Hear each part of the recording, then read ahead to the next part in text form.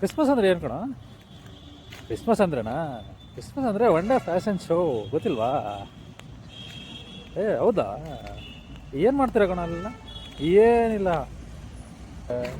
ಎಲ್ಲ ಚರ್ಚ್ಗಳು ಏನು ಮಾಡ್ತಾರೆ, ಕ್ಯಾರಲ್ಸ್ ಇದೆ ಅಂತ ಅನೌನ್ಸ್ ಮಾಡ್ತಾರೆ.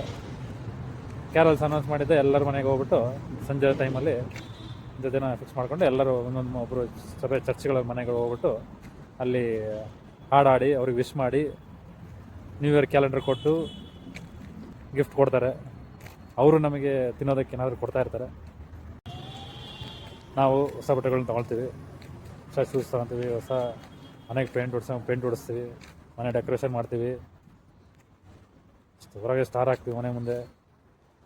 ಯೇಸು ಸ್ವಾಮಿಯ ಒಂದು ಹುಟ್ಟಿದ ಹಬ್ಬನ ನಾವು ಹುಟ್ಟಿದ ಗೊಂಬೆಗಳಿಂದ ಹುಟ್ಟಿದ ದಿನವನ್ನು ರೆಪ್ರೆಸೆಂಟ್ ಮಾಡ್ತಾ ಇರ್ತಾರೆ ಕೆಲವೊಂದು ಕಡೆಯಲ್ಲಿ. ಹಬ್ಬದ ದಿನ ಬಂದಿದೆ, ಎಲ್ಲರೂ ಆಯಿತು, ಎಲ್ಲರೂ ready, day fashion show starts, selfie starts. ವಾಕ್ಯ ಏನು ಹೇಳ್ತಾರೆ ಹೇಳ್ತಿರ್ತಾರೆ. ನಾವು ಸುಮ್ಮನೆ ಈ ಕಡೆ ಕಿವಿ ಕೇಳ್ಬಿಟ್ಟು ಈ ಕಡೆ ಕಿವಿಯಲ್ಲಿ ಬಿಟ್ಬಿಡೋದು ಅಷ್ಟೇ. ನೋಹನ್ ಕಾಲದಲ್ಲಿ ಕೂಡ ಇದೇ ರೀತಿ ತಾನೇ ಮಾಡ್ತಾ ಇದ್ದಿದ್ದು. ಎಲ್ಲರೂ ಹಬ್ಬಗಳನ್ನ ಆಚರಿಸ್ತಾಯಿದ್ರು, ಬರ್ತ್ಡೇ ಮಾಡ್ತಾಯಿದ್ರು, ಪಾರ್ಟಿಗಳನ್ನ ಮಾಡ್ತಾಯಿದ್ರು.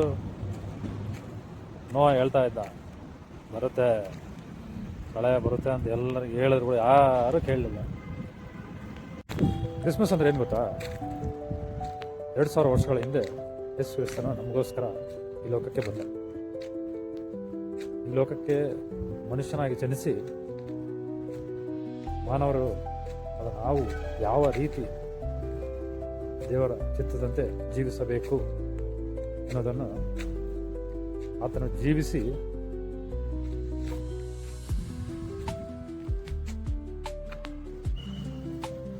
ತನ್ನ ಶಿಷ್ಯರಿಗೂ ಹೇಳ್ಕೊಟ್ಟು, ನೀವು ಕೂಡ ಇದೇ ರೀತಿ ಜೀವಿಸ್ರಿ ಅಂತ ಹೇಳ್ಕೊಟ್ಟು ಸರ್ವ ಲೋಕಕ್ಕೆಲ್ಲ ಸ್ವಾರ್ಥ ಸಾರಿರಿ ಅಂತ ಪ್ರತಿಯೊಬ್ಬರಿಗೂ ತಿಳಿಸ್ಕೊಟ್ಟ. ನಮಗೋಸ್ಕರ, ನಮ್ಮ ಪಾಪಗಳಿಗೋಸ್ಕರ ಆತನು ಶಿಲುಬೆ ಮೇಲೆ ಬಲಿಯಾದ. ಅದರ ಜೊತೆಗೆ 3ನೇ ದಿನದಲ್ಲಿ ಎದ್ದು ಬಂದು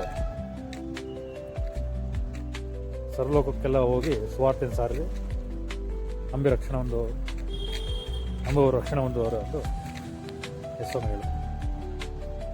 ಮತ್ತೆ ಏನಂತ ಹೇಳಿದಂದರೆ, ನಾನು ಮತ್ತೆ ಬರ್ತೀನಿ.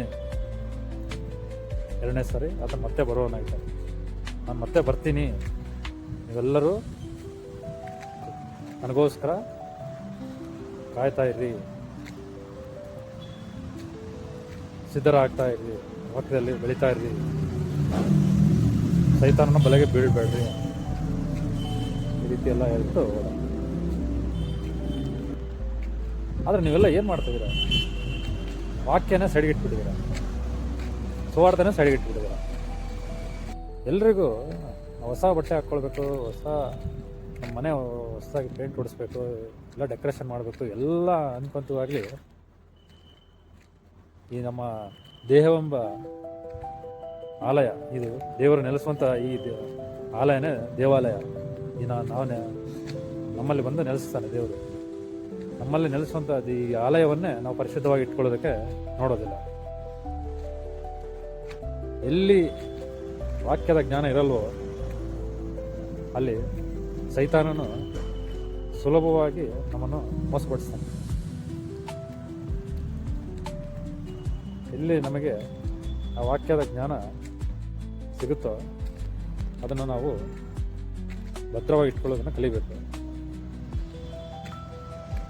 ಯಾಕಂದರೆ ನಮ್ಮ ಸುತ್ತಲಿರುವ ನಮ್ಮ ಕ್ರೈಸ್ತರೇ ನಮಗೆ ಮುಳ್ಳು ಆಗ್ಬೋದು. ಅದನ್ನು ನೀವು ಸರಿಯಾಗಿ ತಿಳ್ಕೋಬೇಕು.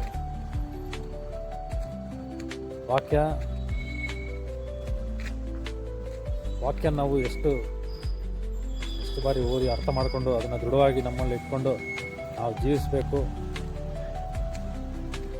ನಾವು ವಾಕ್ಯದಂತೆ ಜೀವಿಸಬೇಕು, ಆ ವಾಕ್ಯದಂತೆ ನಡಿಬೇಕು. ಆ ವಾಕ್ಯನೇ ನಮಗೆ ನಡೆಸ್ತದೆ. ಅದ್ರ ಜೊತೆಗೆ ಅದನ್ನು